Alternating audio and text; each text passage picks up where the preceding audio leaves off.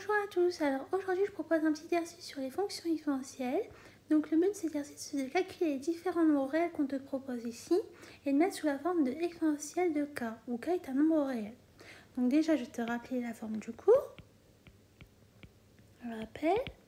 Si par exemple si tu as 1 sur exponentielle de a, ça tu peux l'écrire sous la forme de exponentielle de moins 1. Donc ce que je vais te proposer de faire maintenant, c'est de mettre en pratique cette formule avec les différents nombres réels que je te propose ici de calculer et de mettre sous la forme de exponentielle de k, avec k un réel. Donc de mettre la vidéo en pause et lorsque tu auras terminé, de mettre la fonction play afin de pouvoir voir la correction et pour voir si tu as eu bon. Je suppose que tu as eu le temps de faire cet exercice, donc nous allons pouvoir corriger cela ensemble. Alors, la première question ici qu'on nous donne, c'est 1 sur exponentielle.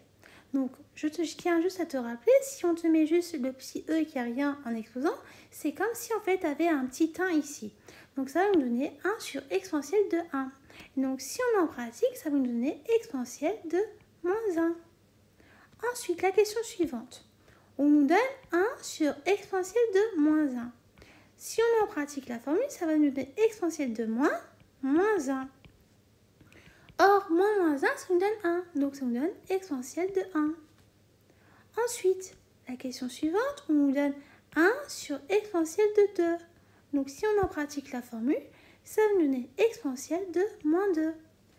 Ensuite, pour terminer, on nous demande de calculer 1 sur exponentielle de moins 3. Et donc, si on pratique la formule, ça nous donne exponentielle de moins 3, qui est égal à exponentielle de 3. Pourquoi? Parce que moins 3, ça nous donne 3. Et voilà. Donc, j'espère que tu avais eu bon. Et si ce n'est pas le cas, je t'invite à revoir tes erreurs et de revoir la formule si tu as bien noté et si tu as bien mis en pratique la formule pour pouvoir calculer ces nombres réels. Et j'espère que toutes les explications que j'ai pu te donner là ont été claires pour toi. Et je te dis donc à bientôt et au revoir.